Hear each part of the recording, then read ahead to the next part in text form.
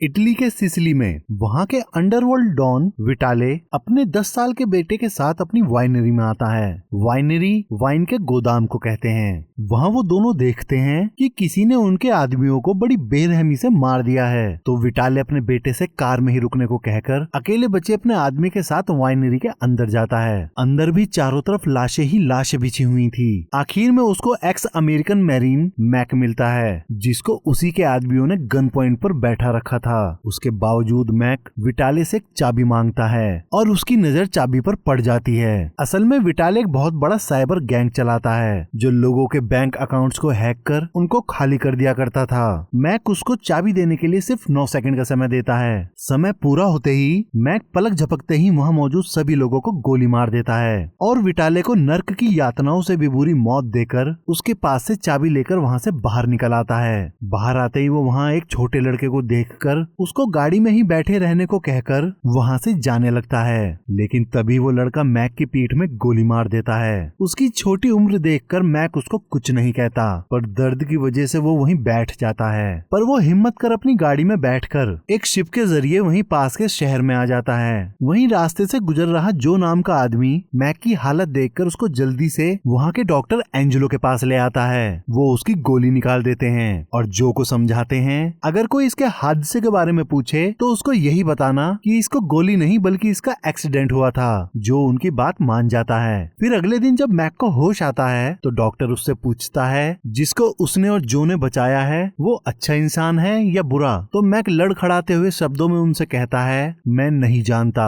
उसके बाद डॉक्टर उससे पूछता है क्या तुम पर हमला करने वाले तुम्हारी तलाश में हैं? तो मैक अपना सिर हिलाकर उनको मना कर देता है। अब 3-4 दिन से मैक बेड पर पड़ा पड़ा परेशान हो जाता है। तो वो अगली सुबह डॉक्टर के पिता की छड़ी लेकर उसके सहारे घर के बाहर निकल आता है। बाहर डॉक्टर उसे बताता है ये इटली का एक छोटा सा शहर अल्टामोंटे है। मैक शहर का जायजा लेने के लिए टहलने निकल जाता है। वो देखता है यहाँ आबादी कम है लेकिन चारों तरफ कैमरे लगे हुए हैं। फिर वो एक रेस्टोरेंट में पहुंचकर चाय ऑर्डर करता है तो वहाँ की वेट्रेस अमीना उसको चाय की जगह वहाँ की कॉफी देते हुए कहती है आप इसको ट्राई करो, चाय भूल जाओगे। तभी वहाँ जो अपनी बेटी के साथ आता है। असल में जो एक पुलिस वाला था और उसी ने उसको बचाया था। जो के पूछने पर मैक उसको बताता है कि उसका एक एक्सीडेंट हुआ था। फिर जो उससे कहता है डॉक्टर एक बहुत भला इंसान है और सभी लोग उसकी इज्जत करते हैं क्योंकि यहाँ पर ज्यादातर लोग डॉक्टर के हाथों से ही पैदा हुए हैं, यहाँ तक कि मैं भी। फिर वो मैक को उसकी गाड़ी की चाबी देता हुआ कहता है मैंने आपकी गाड़ी पुलिस स्टेशन के पीछे खड़ी कर रखी है और मैंने उसमें रखे आपके बैग भी चेक नहीं किए हैं। फिर जो अपनी बेटी के साथ वहाँ से चला जाता है। वहाँ से वापस आने के बाद मैक एक CIA एजेंट एमा को कॉल करके बताता है कि शहर की वाइनरी में सीरिया से इंपोर्ट की गई 55 कैरेट्स वाइन है जिनके अंदर ड्रग्स भरे हुए हैं। इस पर एमा उससे पूछती है तुमको पता है तुमने कहाँ कॉल करी है? तो मैक उसको बताता है कि उसने CIA के फाइनेंशियल ऑपरेशंस को कॉल किया है जो गैर कानूनी पैसों के लेन देन की निगरानी करते हैं। इतना कहते ही मैक कॉल कट कर देता है और अपने फोन को तोड़ देता है। एमा तुरंत उसकी बताई लोकेशन को सर्च कर उस जगह पर छापा मारने के लिए टीम तैयार करती है। उसी रात मैक को अपनी दोस्त सुजैन की याद आती है कि वो हमेशा कहती थी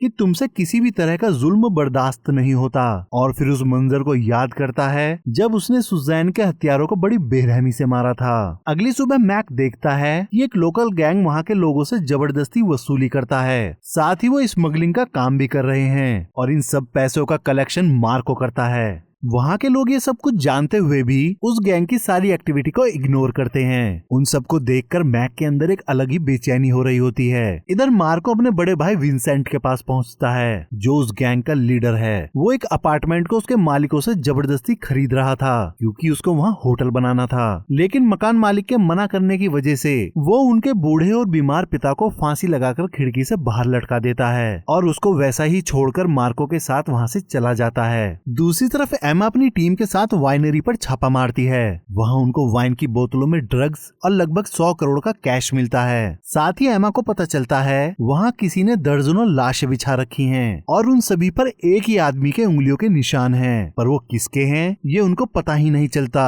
क्योंकि उन निशानों का कोई मैच ही नहीं मिलता। तो उनको शक होता है यहाँ कोई आतंकवादी संगठन एक्टिव है। इधर मैक डॉक्टर से पूछता है जब मैं आपको मिला तो आपने पुलिस को कुछ नहीं बताया, आपने ऐसा क्यों किया। इस पर डॉक्टर बताता है, जब तुम यहाँ आए थे तो मैंने तुमसे पूछा था कि तुम बुरे इंसान हो या अच्छे, तो तुमने कहा था मुझे नहीं पता। और एक अच्छा आदमी ही ये जवाब दे सकता है, क्योंकि बुरा आदमी तो अपने आप को अच्छा ही बताता है। डॉक्टर की ये बात मैक को खुद पर सोचने के लिए मजबूर कर देती है। फिर उसी रात मार्को अपने गैंग के साथ एंजेलो की दुकान में आग लगा देता है, क्योंकि कुछ दिन पहले उसने उनको हफ्ता नहीं दिया था, जिसकी वजह से मार्को ने उसको बहुत मारा था। मैक ये सब देखकर भी शांत था और मार्को की नजर मैक पर ही थी। इस घटना की तहकीकात करते हुए जो को उनकी गाड़ी का पता चल जाता है और उससे वो जान जाता है कि आग मार्को और उसके साथियों ने लगाई थी। इधर मैक पूरी तरह से ठीक हो चुका था। फिर एक सुबह एमा वहीं रेस्टोरेंट में बैठी हुई उसकी जासूसी कर रही होती है, तो मैक उसकी तरफ देखकर उससे कहता है कि मेरे पास आके बैठो।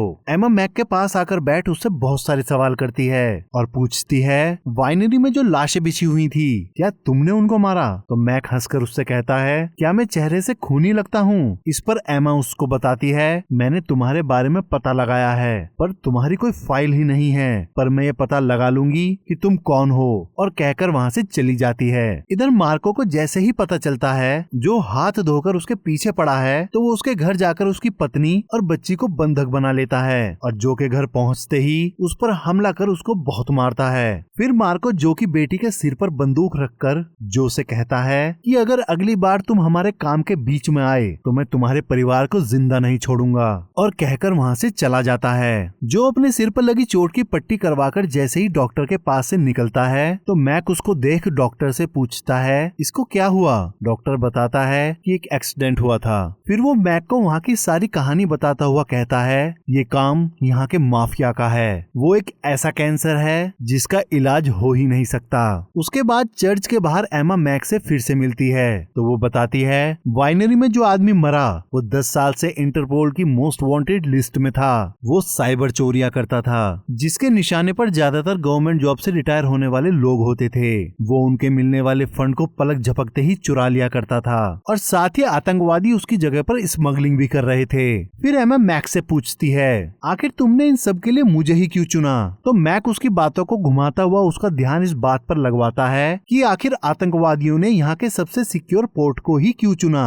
फिर एमा इस बात का पता लगाने के लिए वहाँ से चली जाती है। उसी रात सभी लोग रेस्टोरेंट में डिनर कर रहे होते हैं, जो भी वहाँ अपने परिवार के साथ होता है। तभी मार्को अपने लोगों के साथ वहाँ आकर जो को परेशान करने लगता है और उससे पोर्ट पर अपने लिए एक नाव की व्यवस्था करने को कहता है। तभी मार्को मैक की तरफ देखता है। मैक तब से उसको ही घूरे जा रहा था। वो मैक के पास आकर उससे कहता है, दूसरों के काम में टांग मत अड़ा, नहीं तो तेरे लिए अच्छा नहीं होगा। तो मैक उसको जवाब देता हुआ कहता है, मुझको धमकी देने वाले लोग पसंद नहीं हैं और यहाँ के लोगों को मैं अपना मानने लगा हूँ, तो तुम लोग यहाँ जो कुछ भी कर रहे हो अब वो सब कहीं और जाकर करो। उसकी बात सुनकर मार्को हंस पड़ता है। तभी मैक उसका हाथ मोड़कर उसको वहीं बैठा देता है और उसके साथियों को बाहर जाने पर मजबूर कर मार्को की गन लेकर उसको जाने देता है। जो मैक का ये रूप देखकर हैरान हो जाता है। बाहर आकर मार्को मैक को जान से मारने के लिए उसका इंतजार ही कर रहा होता है। तभी मैक वहाँ आकर उसके साथियों को मार डालता है। साथ ही वो मार्को को भी मारकर कार के सहारे बैठाकर वहाँ से चला जाता है। अगली सुबह पुलिस वालों को उनकी लाशों के साथ ड्रग्स भी मिलती है। इस घटना के बाद एमा का सीनियर उसको टीवी ऑन करवा कर बताता है, रोम में कई जगह बम ब्लास्ट हुए हैं। तो एमा कहती है, हो ना हो आतंकवादी शहर में ही छुपे बैठे हैं और उनके बारे में सिर्फ यहाँ के ड्रग्स डीलर ही बता सकते हैं, क्योंकि पोर्ट्स पर उनका कब्जा है और बिना उनकी जानकारी के कोई भी बाहर से अंदर आ ही नहीं सकता।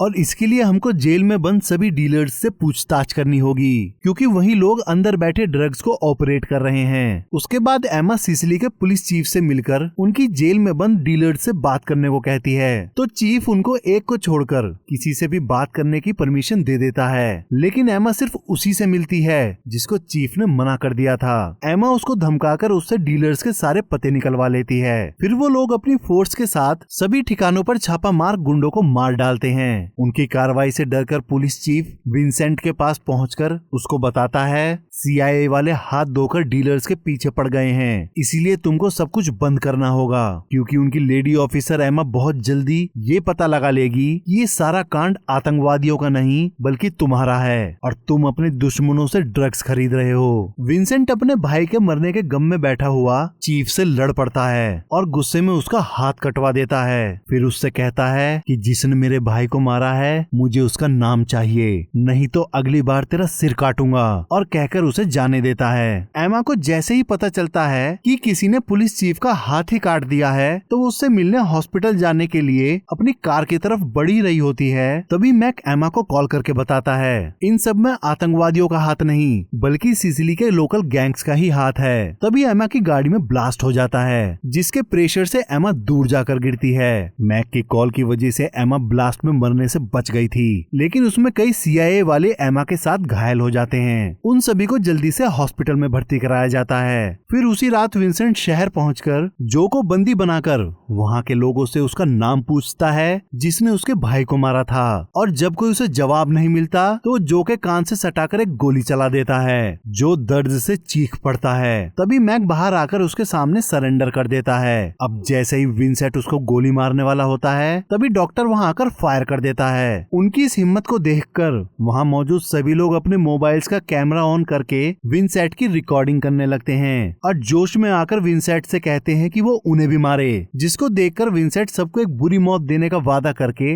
बिना मैक को मारे वहां से चला जाता है। वापस अपने घर आकर विंसेंट अपने लोगों से कहता है कल सुबह होते ही उस जगह को कब्रिस्तान बना डालो, और खुद सोने चला जाता है। फिर उसी रात मैक विंसेंट के मेंशन में घुसकर उसके बॉडीगार्ड्स और सभी लोगों को एक एक कर मार डालता है। सोते हुए विंसेंट के माथे पर खून की बूंदें गिरती हैं, जिससे वो जाग जाता है और देखता है कि उसकी छत से खून टपक रहा है। तभी एक आदमी की लाश छत की कांच को तोड़ती हुई उसके सामने आकर लटक जाती है। अपने आदमी की इतनी बुरी तरह से मौत देखकर विंसेंट जल्दी से अपनी गन निकालकर अपने लोगों को बुलाने के लिए चीखने लगता है। बाहर आकर देखता है कि उसके सभी लोग मरे पड़े हैं। उनको देखकर वो घबरा जाता है और अंधाधुंध फायरिंग करने लगता है। तभी मैक उसको मारकर बेहोश कर देता है और उसके ड्रग्स को उसी को खिलाकर वहीं बांध देता है। उस हालत में भी विंसेंट उसको धमकाता हुआ कहता है मेरे आदमी तुझको छोड़ेंगे नहीं। इस पर मैक उससे कहता है अभी तो सबसे जरूरी तेरे लिए तेरा हॉस्पिटल पहुंचना है, क्योंकि ड्रग्स का असर विंसेंट पे होने लगा था। वो अपनी पूरी ताकत लगाकर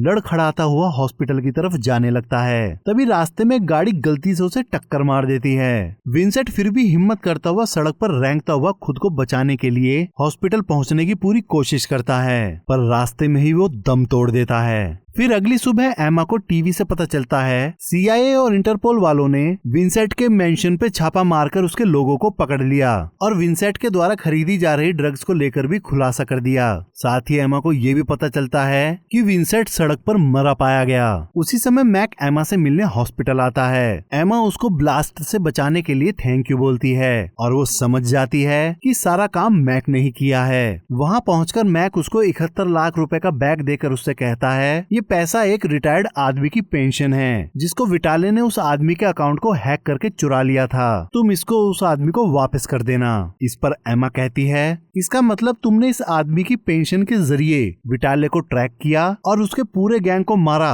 और वहाँ गोदाम में रखे 100 करोड़ रुपए में से सिर्फ उस आदमी की पेंशन के ही पैसे लिए। क्या वो आदमी तुम्हारा दोस्त है? तो मैक कहता है नहीं, मैं उस आदमी से सिर्फ एक बार ही मिला था। इस पर एमा उससे फिर से पूछती है आखिर इन सब के लिए तुमने मुझे ही क्यों चुना? तो मैक उससे कहता है ये बात तुम जल्दी जान जाओगी, और कहकर वहाँ से चला जाता है। एमा ठीक होकर उस आदमी की पेंशन वापस करती है, जिसको देखकर वो आदमी और उसकी वाइफ इमोशनल हो जाते हैं, क्योंकि अब उनको अपना घर बेचना नहीं पड़ेगा। वो आदमी एमा से उसकी मदद करने वाले के बारे में पूछता है, पर एमा उनको मैक का नाम बताने से मना कर देती है और वहाँ से चली जाती है। इतने बड़े केस को सुलझाने के लिए एमा को प्रमोशन मिलता है। तभी उसके लिए कोरियर आता है। उसमें रखी डायरी से उसे पता चलता है कि मैक कोई और नहीं बल्कि उसकी माँ सुजैन का दोस्त था, और वो ये जानता था कि एमा एक ईमानदार लड़की है और यही कारण था जिस वजह से मैक ने एमा को चुना था। इधर एल्टामोंटे वाले पहली बार फुटबॉल कप जीतते हैं। उनकी खुशी में मैक भी उन लोगों के साथ ही जश्न मनाता है। मैक ने उस शहर और शहर के लोगों ने मैक को अपना लिया था। यही वो जगह थी जहाँ मैक को ठहराव मिला,